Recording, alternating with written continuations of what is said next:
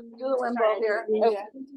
Hi, I'm Cecilia Carmen. I'm the Waste Reduction Chair for the Environmental Defenders, and also I'm a member of the Illinois Food Scrap Coalition. I can't talk enough about them. We would not have accomplished probably a quarter of what we've done without them. They've been an invaluable resource to the waste reduction team. They've given me resources. They've given me, a little cheering, motivation. So I just want to, I'm so glad that they're here to speak. And if you guys are interested in the in food scrap, it's a great organization to join. So today we have Dr. Benjamin Krumstok talking today. Benjamin first earned his BS in biology at the University of Illinois Champaign and his MD at UIC. Go Flames. Benjamin enjoyed his first career in the hospital-based radiology program and in private practice, and then pivoted from human medicine in 2016, and then migrated into the compost industry. Since founding Composting Partners, Benjamin has been working to increase the public appreciation for the uses and benefits of composting manufactured from the full spectrum of organic feedstocks. Benjamin's LLC Composting Partners offers educational and compost and consulting services related to the full spectrum of organics recycling. Scope includes organics, diversion, management, processing, and compost use. Benjamin is particularly interested in helping people and agencies who could benefit from composting amendments of their soils and learn about better understanding the materials and the importance of environmental and structural impacts upon lands and communities. Dr. Benjamin Krumstok serves as the Executive Director of the Illinois Food Scrap Coalition. He previously served as the organization as the Chairman, Vice Chair, Board Member, and Chair of the Compost Market Development Committee. Benjamin is also a member of the U.S. Composting Council and serves as a member of the Chapter Advisory Committee. Thank you, Benjamin Compost, for coming here. I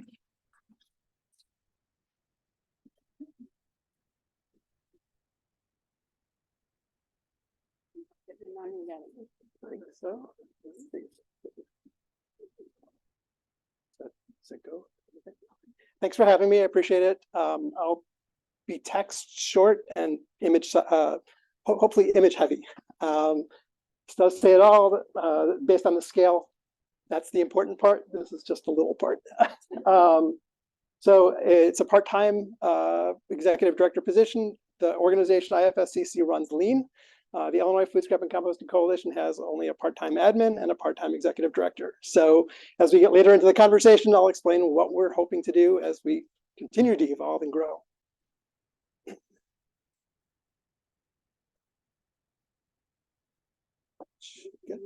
Yeah. Okay. Bring up the thing on the bottom.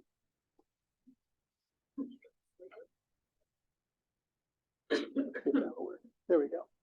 All right, so Illinois Food Scrap and Composting Coalition, the reference to Illinois Food Scrap Coalition is absolutely 100% correct. It's an organization that was born out of a town hall meeting with the agenda of diverting food scraps from the landfills. As the organization grew, what we learned and what we came to really appreciate was that the infrastructure for managing the food scraps is built on the landscape industry, the landscape commercial composting at the landscape materials. So we wanted to reach that audience. We wanted to engage with the composters. We want to have our food scraps diverted. We need a destination. We need those composters. So we rebranded at the beginning of 2023, Illinois Food Scrap and Composting Coalition. I think it's been an important evolution, and actually it's funny how a little bit of a name change can really change some character. The organization itself actually runs the full spectrum. I used that word in the intro as well, but it really is folks who are interested in seeing food scraps diverted. They just want them out of their house and not heading off to the landfill, and that's it. That's where the group's origin was born. But we're much more than that. Okay, we go all the way through the agencies, the municipalities, the solid waste agencies that develop the contracts with the haulers for you folks. The haulers themselves are represented, the commercial composters, and then working again with those municipalities and any other user that's appropriate to get that compost back into the ground. And I'll share some slide about that as well. So we are the full spectrum. And everybody is important, and all means of composting and actually organics recycling are important. So anaerobic digestion is part of the conversation. It's just not where we're most informed. We do have two members, excuse me, MWRD and Metropolitan Water Reclamation District and Green Era. Those are two organizations that operate anaerobic digesters, but it's not our area of profound expertise. We've got a lot of talent around the compost arena. But if you're a home composter or a community composter, you're our people. What do we do with that information? The idea is to be able to we operate as a 501c3. We don't do lobbying downstate, but we get engaged. And our real interest is to have folks who are writing policy come to us, say, take a look, see what you think, or better, we're thinking about this. Can you help us write something that's going to work? And it's important because aspiration, as you guys know, in any number of different areas, aspiration is one thing, but then there's a reality that you have to navigate. And we want to work with folks to get the best possible legislation so that we can deploy and succeed. So we're working on all that stuff. The We Compost program. Zach is a member of the We Compost program. It was born again when it was initiated. It was exclusively to recognize restaurants that were composting their food scraps. We've evolved. Schools that divert, folks that are doing some on-site composting can be recognized. So it's a free recognition program. If you're all interested, let us know. Just touch base with our admin, and we'll get you on the right path. Amy Bartucci is the chair of the We Compost Committee. She's also our admin, so that's the right address, and she will get you taken care of. Ideally, you'll see a sticker in the window, looks like that, and you can go online and choose a restaurant that is actually taking the right steps. And you might want to go to that restaurant to say, hey, I support your efforts, and this is where I want to send my money. So, and obviously, as we can experience from Zach's, the food's pretty good, right? So, all right, next, thanks. All right, so I was asked to talk about ICAW, International Compost Awareness Week. So chock full of information here. Every year, I'll get to the next slide later, but every year there's an organization called Compost Research and Education Foundation. Every year they select the theme. 2024, it's Nature's Climate Champion. And then we try to build a program around it. So anybody can build their own. There's no privilege here. This is I think our 4th year of running an ICAW program through IFSCC, getting better at it, numerous activities. If you follow the link to the website, ICAW 2024 at the end, it's actually nested under our events tab. You'll see a drop down to all sorts of activities, tours of different facilities, library readings, programs intended for kids, programs intended for adults. So it'll be better to have you just punch in and take a look at that. At the end, ideally, somebody from the organization will jump in and be able to share information about specific programs in this area. 2 virtual events. So a legislative lunch and learn will be on that Wednesday, 1 to 2 p.m. Anybody's welcome. We do ask that you register, just make sure we get the links to you appropriately. And it's to get a sense of what's happening in Springfield, what's been happening in Springfield, what might be coming, and national information as well. We'll have, I believe, NRDC engaged with us in that session. So you'll hear a lot of good information. The Compost Cafe, this particular year, we've taken this theme and we've built out a program. Again, Merlan Rampal hopefully will be jumping in at the end here and be able to share more information. Again, online that Thursday from 7 to 8:30, really targeted toward children and families. But adults should have a good time as well. There sounds like there's dance, there's poetry, so it should be great. There you go. Next, please. Okay. All the different abbreviations and associations you'd ever want to know, right? US Composting Council, that's the big entity back. I jokingly call it corporate. It's not, but it is certainly more focused on the commercial side of things in terms of the large composters, but that's not it anymore. They've also evolved. They're also into the community composting. They're also into the backyard. And key is getting the compost into the ground. So they're developing the programming for the municipalities, for all sorts of folks, so that they can use the compost that's being manufactured. We, as IFSCC, serve as the state chapter of the U.S. Composting Council. CREF is the 501c3 arm. This is a 501c7. This is a 501c3. This is the organization that does the research and education. They're the folks who are bringing us ICA. They're the ones who run the poster contest and get us the theme each year. All sorts of science has to back up what claims we're making. And if we're going to test the compost, where does that testing come from? Well, it turns out 20 years ago, a team sat down and worked really, really hard to create a testing program that we can use to determine whether this is good compost or it's not compost. And they're ready for reboot. So they're fundraising to take the next step and redo their testing algorithm. But that's this group of folks. They used to basically be in a complete embrace. Now there's a separate executive director over at CREF, but still doing the good work and a lot of crossbreeding across the industry into the research. This symbol right here is something I just want to flag. The U.S. Composting Council has their program called Seal of Testing Assurance. And what happens here is that the commercial composters voluntarily participate. There's a fee, so they have to be willing to, put in a little money, but they send their compost interval depending upon the size of the operation. They send their compost to be tested in a standardized manner at a limited number of labs across the country. And it comes back as a sheet of information, mostly just data, but there are 2 pass-fails, pathogens and heavy metals. The rest of it is all information so that you as the consumer can say, hey, this compost is lacking this particular trace metal that I need to supplement, or this pH is not right for my environment. Maybe I need to add a base, add an acid, make it work for my specific project. The key here is that the people who are selling you the compost are interested in having it tested and assuring you that you can trust their product. It's not an incomplete, it's not an inappropriately manufactured product or not manufactured. It's not the same waste that went in. So it's something to look for, whether you're buying in bulk from a composter or whether you're going to go buy a bag at a big box store or your local hardware store. I'll tell you to just suggest that that's a good symbol to watch for. We don't really have this is good compost or that is bad compost. We can tell you it's bad, but the good compost is going to depend upon what you're using it for. And this helps you to make that decision. Next, please.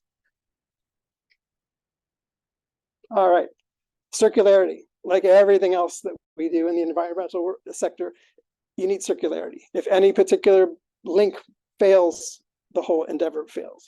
So let's just look, this is 10,000-foot view, organics recycling. That's us. We generate the organics. Ideally, we've all finished our plates and didn't have any scraps. But whether it's your landscape waste, whether it is food organics, whether it's manures, IFSCC loves all feedstock. We don't care. We just want it all attended to. So we have the organics generators of different scales. We can have the homeowner, we can have the caterer, we can have the commercial production of food. Those types of facilities all generate organics. Landscapers, the haulers, they're a tremendously important and often limiting step in this cycle. The compost facilities, if we don't have the resources to be able to process the material, the generators have no outlet. Boom.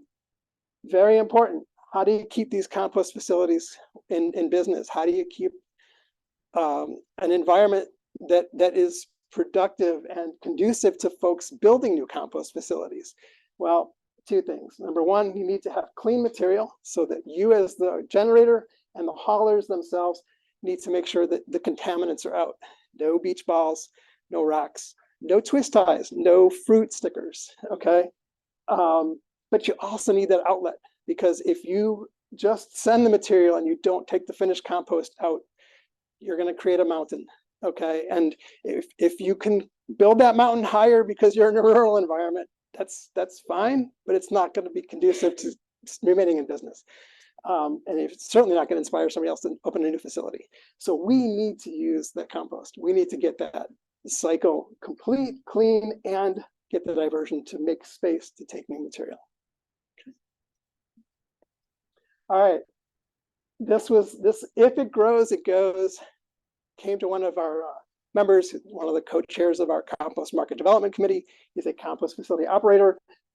It's a great mantra to live by, okay? If you're wondering and you think that, well, you know, asphalt's got rocks in it and rocks came out of the ground, that must go into the compost bin, you're going to create some sort of major disaster for somebody downstream, and that's the folks who are going to have their equipment destroyed. And the compost, when you're the consumer, do you really want that junk in your compost? You want a clean compost. So you're doing yourself a favor, you're doing them a favor. And this actually is available for review in more detail on the back counter. Basics of, you know, what is accepted. And this is the general organics. This is not necessarily food organics, but, you know, the basics of, you know, landscape waste. What is landscape waste? What doesn't belong? You would be amazed at what you see. But I'll tell you, if you walk your property before you it's the grass or you rake the leaves, you're going to find all sorts of contaminants. The chip bag that blew over there, that piece of plastic that you don't actually know where the heck that came from, but it's there. That's important. You need to get those things out. So if you just walk, grab those Coke cans, toss them into the garbage or recycling, and then cut your grass, collect your leaves, you're going to be doing your part. It's an extra 10 minutes, but it makes a big difference and it's simple. So contamination is the single biggest challenge that these commercial composters face. And it'll play in bigger with the food, okay? Food is a complicated material and it carries much more contamination than your general landscape material. So if we want to advance the food scrap diversion agenda, we really, really need to triple down on mitigating contamination in that food organics. The city of Denver is a perfect example. They had a law, they had a practice, they had a policy, and they were rolling. They were diverting their food scraps as a matter of policy. And then the facility that they used said, we can't continue to take this amount of contamination. It's compromising our compost. We can't sell it. And we can't sell it to the good customers. We can't sell it to the folks that usually bail us out. We can't sell this stuff. So they had to turn the program off. They refused to take the food organics. And that whole program ended up in jeopardy, and not beyond jeopardy. It disappeared. Okay. So it can be as fast as one decision made with a lot of intention and good reason, but we can lose what we have if we don't take care of it. Next slide, please. All right. How can you help? Okay, so we go to the store, we buy a compostable product, we feel like we're doing great. You come to the restaurant, they give you a compostable product, you feel great. Well, how do you know it's compostable? So in the United States, there really are only two certification agencies that you can trust. This is CMA, Compost Manufacturing Alliance, and BPI. BPI has been around for longer. CMA does field testing. They actually take that product. If a company wants to have their products certified by CMA, they actually run that product through the type of composting that certification will vouch for. Okay, so if it's windrow, like Midwest Organics Recycling here, they'll run it through a windrow facility, ideally in the same kind of an environment that you would be using it in, right? So if it's a Chicago kind of a context, run it through Midwest Organics Recycling like they will. If it's an in-vessel system, then they'll run it through an in-vessel system. And when you go to look at their list of certified products, it'll designate certified, but then a hyphen, this particular type of process. BPI is based on the ASTM classifications and rules. There are two lab testing parameters that are covered under compostables. CMA test requires those as well, but they also do the field test. So these are the two symbols that you can trust. Okay, now the next question is, will the compost facility that receives your product actually accept it? Because again, food scraps are complicated. And the compostable products are extraordinarily complicated because if you can imagine, if I get a green bag from Amazon, it could come from anywhere.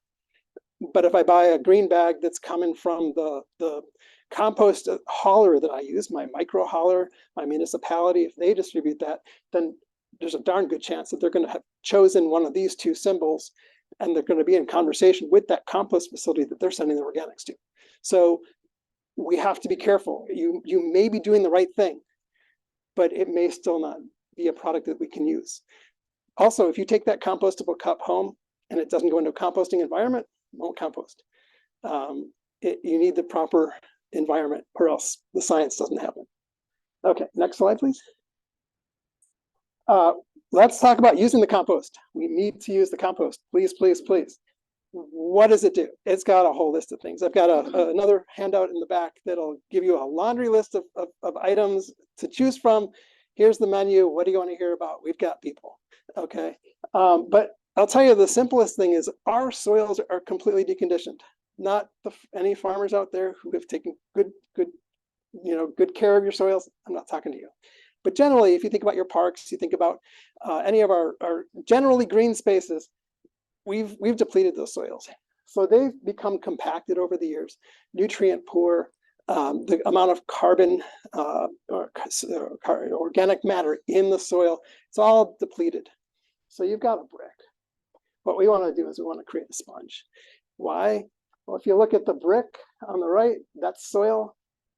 The roots can't penetrate, the water can't penetrate. Okay, and they always say what's above the ground reflects what's below the ground.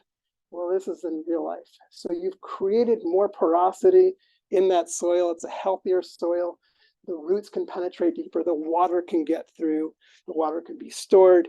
That's what we're trying to do. Compost is a remarkably good agent to help recondition your soil in many different ways. The quote from USCC is strive for 5. You'd like to aim for 5% soil organic matter. I would gather what I'm hearing is that most soils, if we were to punch a sample today, 2%, 1%. So we need to get some serious compost into our soils. It'll affect play space. If you want to have a turf for your sports field that's healthier, that'll take more abuse, go for the sponge. Don't go for the brick. Thanks. All right. It's not just about the structure of the soil. It's about the biome. Okay, the microbiome. So critters live in this, and this is the Soil Science Society of America created this slide.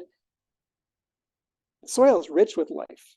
Okay, until you kill the life. If the environment is not in balance, the critters don't survive.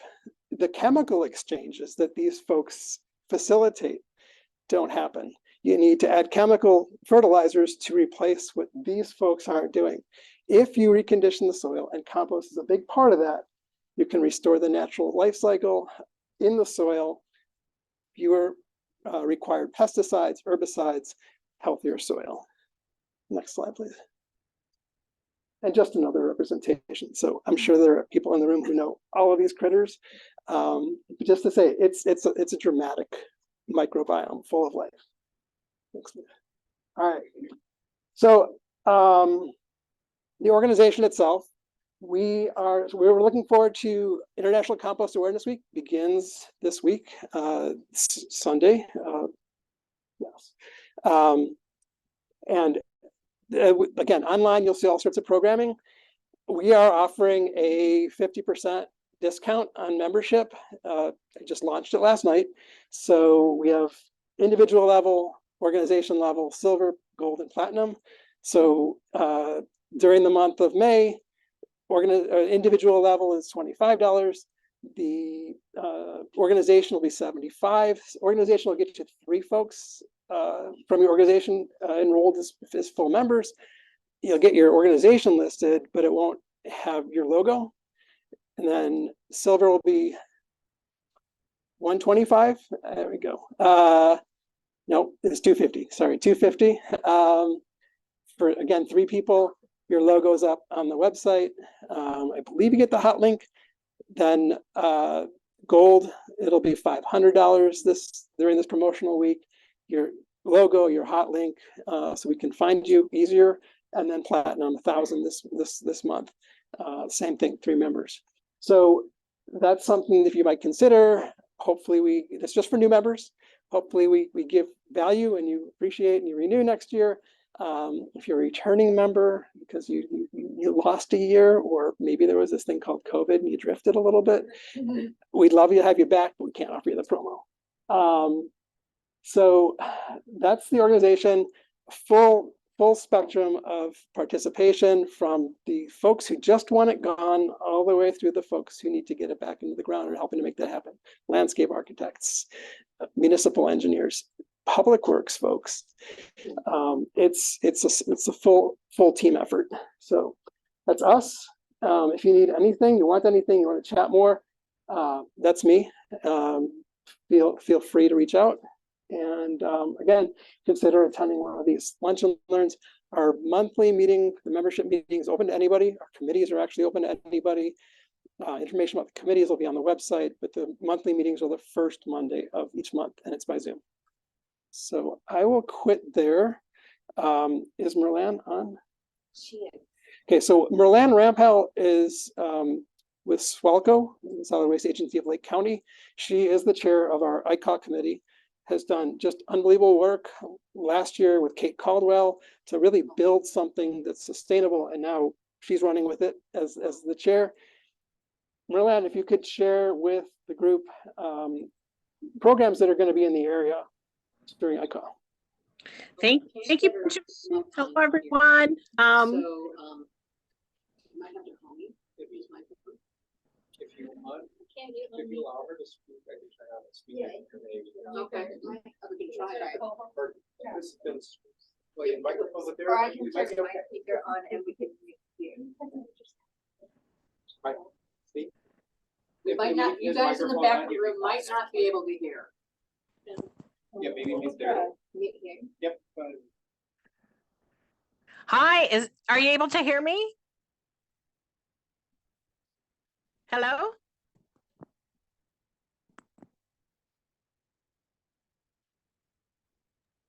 Hi, we can hear you.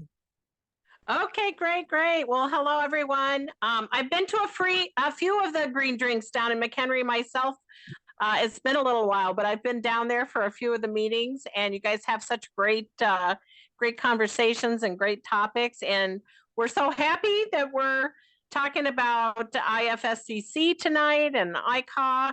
And we really would love to just invite everyone there, not only to come and be part of all of these fabulous things that are taking place all over Illinois this year, but to our 2 virtuals as well. And then I'd also like to invite anybody who would like to host an event or be part of this in some way next year to, get in touch with me, get in touch with Benjamin or Amy, and let us know. And we would love to have you be like a host site, an adventure in composting, or a happening, or even just helping us plan some of these things.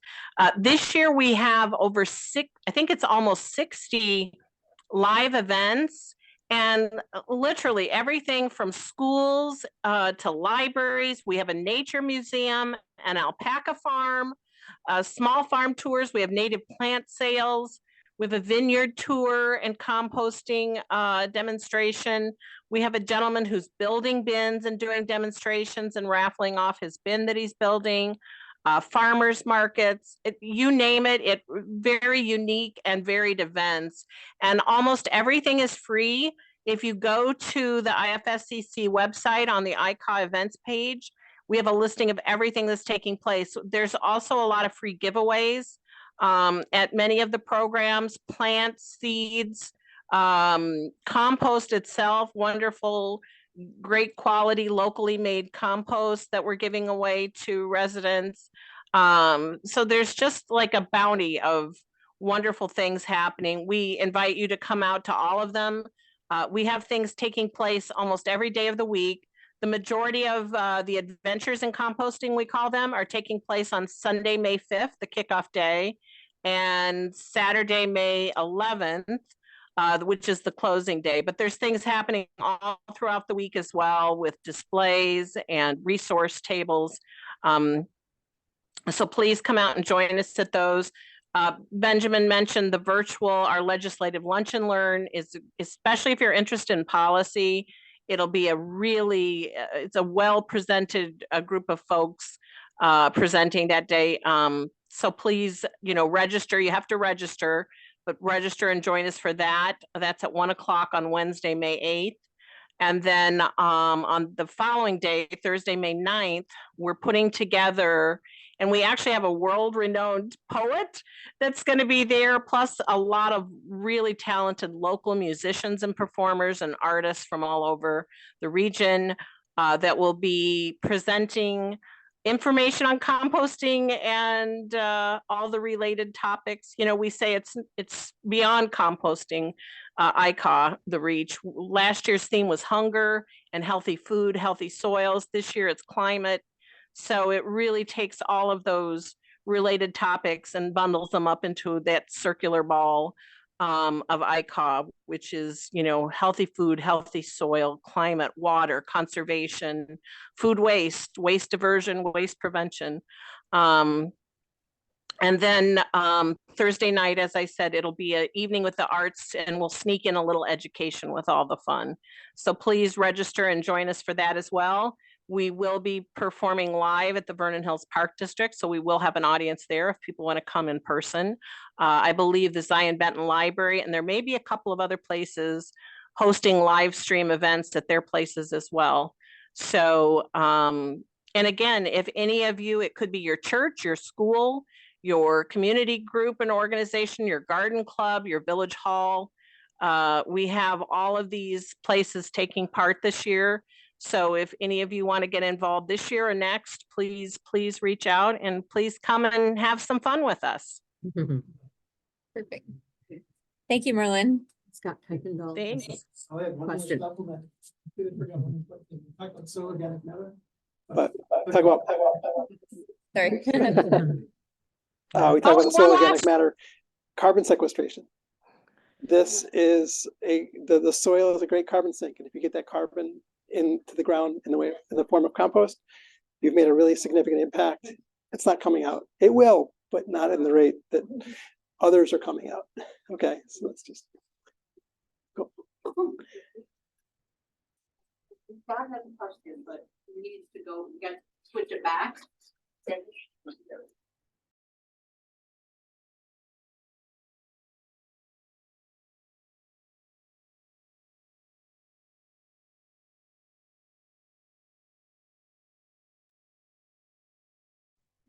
Can you hear me? Hello? Yes. Hey, Scott, we can hear you. Okay, great. I'm glad this worked. So the agricultural community has come to depend on biosolids from wastewater treatment plants for soil remediation. But because of PFAS and other chemicals, it's not that the ability to use biosolids in the future is questionable. And so I'm wondering if compost can be processed to replace the biosolids that are being used as soil supplements on agricultural land. All right, hang on just 1 second. I'm going to switch him back to the microphone and he'll give you an answer. Okay, Scott? Thank you.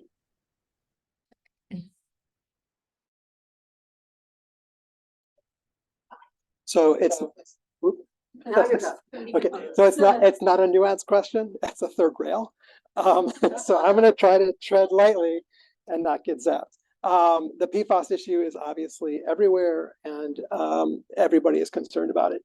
Biosolids are a great target.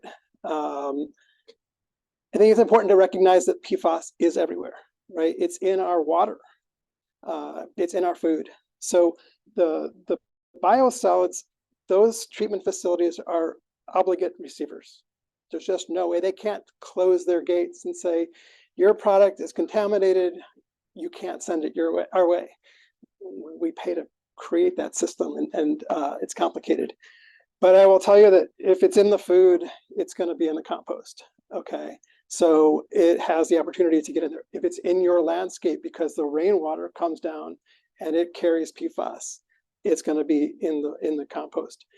The EPA just came out with some guidelines. I mean, that's brand new. That's hot off the presses. The conversation really wasn't mature yet. There were a lot of concerns, a lot of, I'm not going to say hype, but a lot of anxiety. Now we actually have some data to work with. Craft can get to work and come up with recommendations to folks. So I will tell you that PFAS will exist in compost, because if I don't tell you that, I'm gonna be lying to you.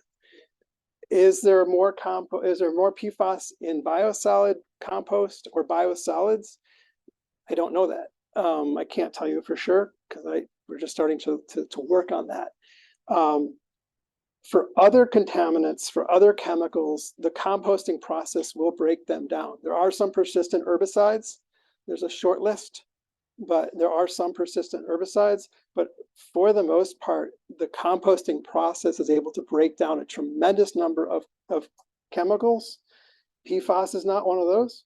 The PFAS group is not broken down by the composting process. Heavy metals that some people might have concerns about in biosolids or other materials, there's chelation of those heavy metals, so that even though that might be in the feedstock and it might be in the compost, it's actually bound in a manner that means it can't be released. So it is truly sequestered in the soil. So I didn't dodge the question, but I don't have a best answer to the question. I would say that the compost is generally clean.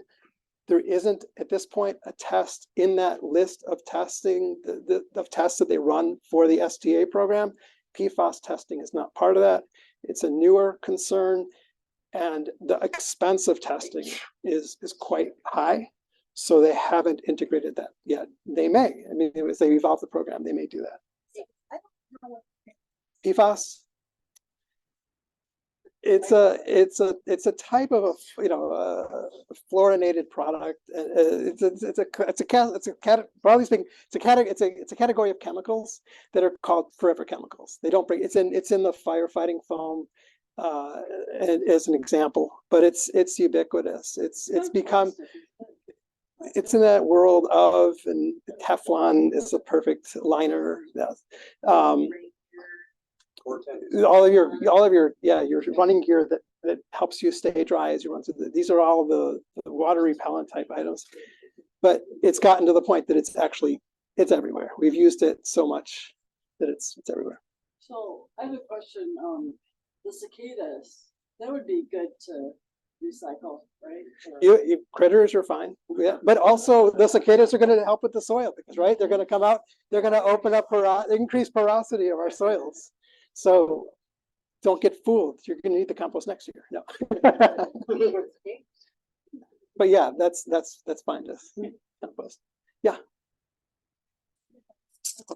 Product that we want to purchase compost products, right? So we want to purchase products that are made from the compost. So can you give us some categories or places we could buy them or things like that? Okay, so I will answer. The question was, where can we get? I'm gonna substitute the word compost. You send it. Compost means a lot of things. I compost means I send my food scraps to be composted. That's compost. I compost. That means I have a tumbler in my backyard, or I have a bin in my backyard. I compost. I am a commercial composter who takes in tons at a time. I compost. So I'm going to say the organics come in. We want to use the compost that's manufactured from those organics. Where do you get it? First thing, keep an eye out for the STA. Okay, what size, what scale are you purchasing at? If you're going on your own, do a little backyard project, then the big box store may be the right place. The smaller hardware store, other outlets locally might be the right outlet. There's the mulch center. They're a member of our organization. They actually get compost that's manufactured here in Illinois and distribute it to multiple locations. You might not necessarily know that they've delivered or that they've taken it to that garden center, but you can ask. the IFSCC has a composter map on our website. It's a 2018 data set, so it's ready for a refresh, but it's a little, we're working with the IEPA to get that going. You can contact those composters directly, hit the website, see if they're USCC STA certified, because if they are, they'll put it on their website for the most part. If you're going to do a big bulk purchase, that's what you want to do. If you're a municipality going to do a park, that's what you want to do. You want to find you want to get into discussion, a conversation with that compost supplier, see what their STA profile looks like. They'll give you a data sheet. See, is this right for my project? Is this the right pH, etc.? And if so, that's where I think you can get your best bang for your buck. You mentioned Midwest Organics Recycling, which I wrote here in the county. Correct. Yeah. Yes. Yeah.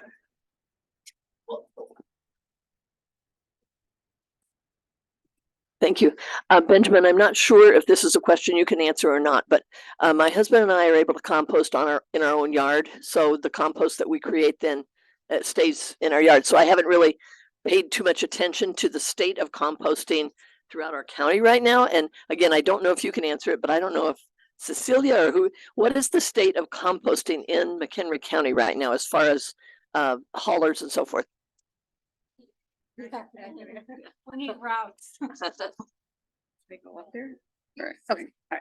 You can do whatever you want. Oh, okay. All right. Well, Don't trip. just don't trip. Okay. So, well, it really depends who your hauler is.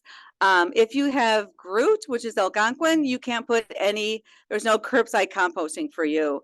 The way where they send their yard waste does not take, I'm really trying to work with these people because actually they send their compost to their yard waste to 2 different facilities. One of them does take organics. I'm not sure about if Thielsen does. They have not come back to me, but everyone else does. If you have Flood Brothers, you can put anything you want in there. If you live in Lake in the Hills, if you live in Cary, they didn't do that contract, so you can't put anything. MDC you can put your regular organics in, just your fruits and vegetable scraps. And then who's left? LRS, yep. Prairie Land, them too. You can put in your regular, same thing, your fruits and vegetables in there. So depending on your contract. So you need to go back to your municipality and find out. I mean, these contracts are done about every 3 to 4 years. So if they're up for a renewal, if they can add that to it, would be great. So it's just contacting your, go to a village hall meeting. No one shows up. I used to be a village clerk, and if someone showed up, it was like a big deal. Oh my gosh, someone's here. So go to your village hall meeting and ask, and just try to promote more curbside composting in our area. And Crystal Lake State compost. Yes, Within the city, right?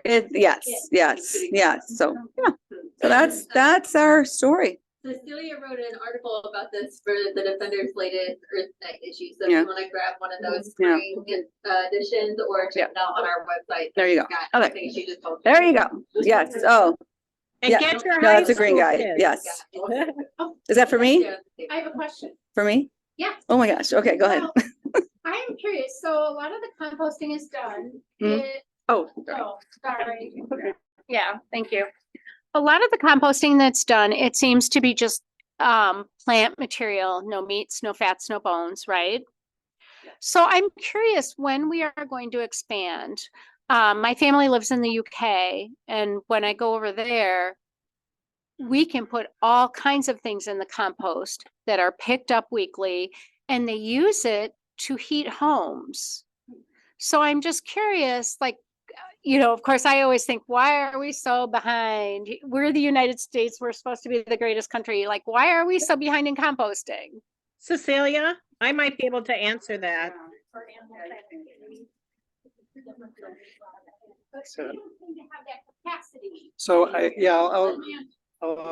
I'll share a little bit. So the permitting for composting is complicated. The landscape waste, it's actually called landscape waste facilities, right? So they haven't even come around to Googling the word composting yet, right? So, but they're allowed to incorporate up to 10% food organics under permit. Okay, once they go beyond that, there's a much more onerous permitting regimen that they're subjected to. So that's just out there. It's something that maybe can be updated.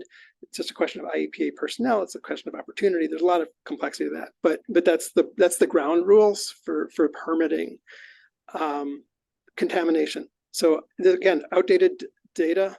I'm going to say 18 out of 48 permitted facilities in Illinois, 2018 data, accepted food scraps deliberately. Okay, which means that the rest of them didn't and don't. Okay, some that did might not anymore, and it's the contamination issue.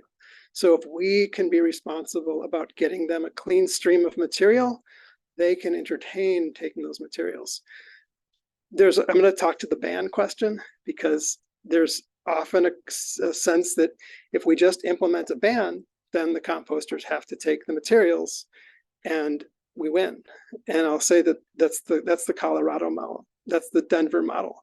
Unfortunately, if you don't take into consideration the real business model and realities of the composters, what you'll do is you'll chase them out. So you won't have 48 to choose from and be happy about 18. You'll have 32 to choose from, and 2 will take it. So it's a complicated issue, and you're right. We should be leading. The coasts are doing better, and we're just catching up in the Midwest. Minnesota's rocketing through. They're just phenomenal. We need to catch up. I think Roland has something to add to it as well.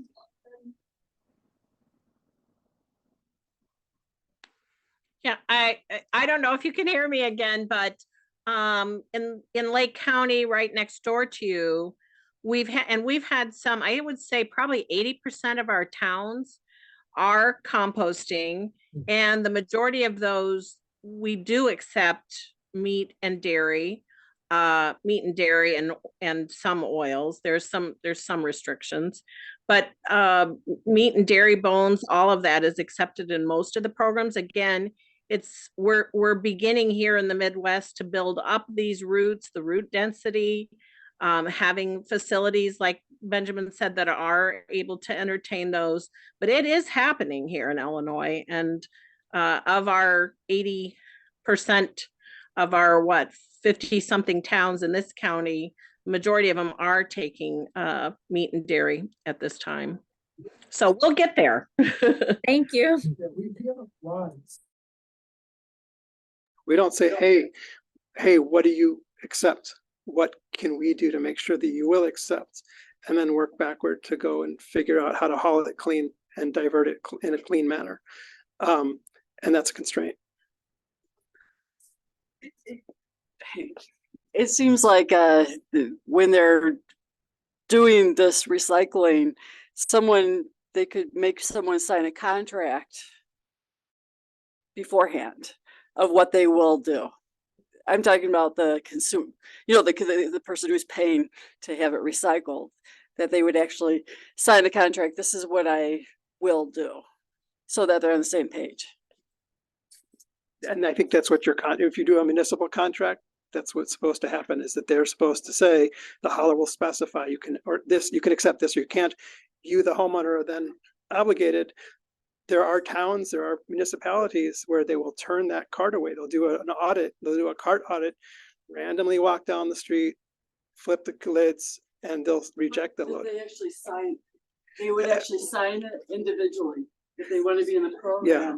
They actually know what they're supposed to do. It's worth entertaining, but I think again, if you take about it at scale, when that truck comes down the road and it collects from your house, how do you sort out that it was your home, not the home next door or the 24 others?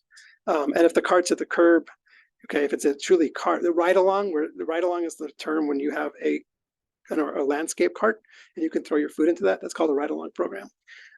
If you have a ride-along and your cart's at the curb and your friend down the block took the dog for a walk, and that is almost universally a contaminant, okay, especially and the plastic bag on top of it. Did you put that in there, and should you be penalized, or was that your neighbor who just tossed something into your cart? So you can sign and you're responsible, but it's a societal, community level solution. There's a lot of neighborhoods where you can't have different haulers come down the roads because it destroys the roads, the trucks. And I will say that, just again, to reinforce, use your contracting opportunity. Each time it comes up, you can look at Swalco, come to us. We'll connect you to people who are involved in contracting, and they can give you models, and you can take that to your hauler. Make your hauler go backward. Make your hauler figure out whether it's through transfer stations, and they have to go a different distance if you think that makes sense to go to a different compost facility. Make your hauler be accountable. Put it into your bid. And if one hauler bids for it and they deliver what you want, go with that hauler. If 6 others are willing to meet that and actually are accountable and responsible, now you've got a market. This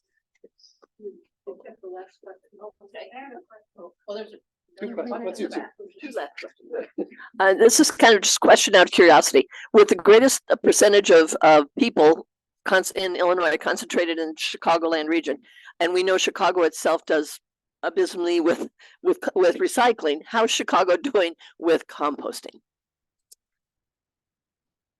Okay, I can answer in concept, but not in numbers. I don't have numbers to share with you about what tonnage. They're working on that. They just hired 2 people within the last.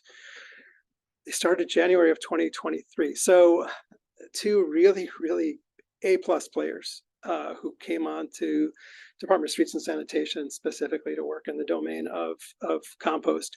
They care.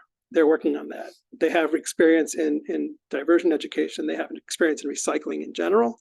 They're A+ players. So they're building out programs. They have created 6, I believe it's 6 at this point, drop-off sites in the city. But then you have the other contracts and other opportunities. So we have, they are our members. We have dedicated food scrap collectors. Waste Not Compost is out here. Dukes, I believe, was involved in getting them out here. I think Zach was, instrumental in creating enough momentum to have them bring their model out here. Waste Not Compost is, I'm sure they do carts, but they typically it's a 5-gallon bucket exchange program. Waste Not Compost, Collective Compost Resource Collective or Cooperative, Collective Resource Compost formerly. They do a bucket exchange and some bins for events and for larger audiences. Urban Canopy is in the city as a dedicated contractor, and block bins. So full confession, that's who I use. It made sense. It's a cart. My neighbors sign up for the same cart. There's a lock. We take our stuff out whenever the heck we feel like taking it out, and they come by and pick it up every other week or more frequently if it's in need of attention. And then you do have routes. If you are a commercial facility, you have a route through LRS or through Waste Management. They do have dedicated organic routes. So I don't have numbers, but they're working in the right direction. It will not be at a residential curbside level anytime soon. I just don't see it happening. Yeah, last question. I'll be around afterwards. I'm not running away. I have a question about Midwest Organics.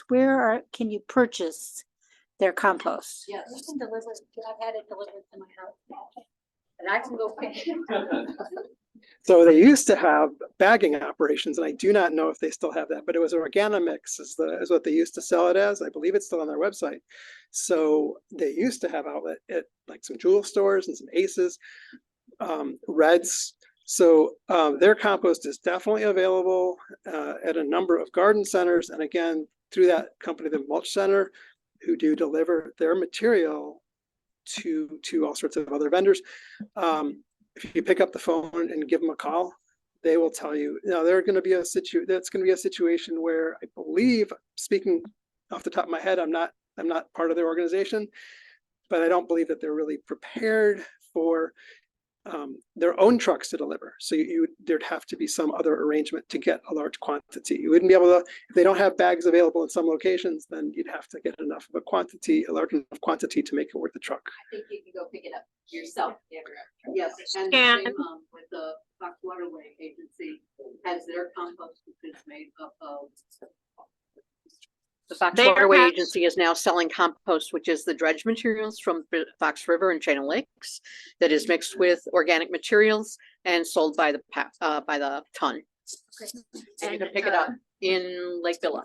So I would be careful with that just to say if it's composted. Yes. And Midwest Organics. Compost thing is having a super sale during iPhone.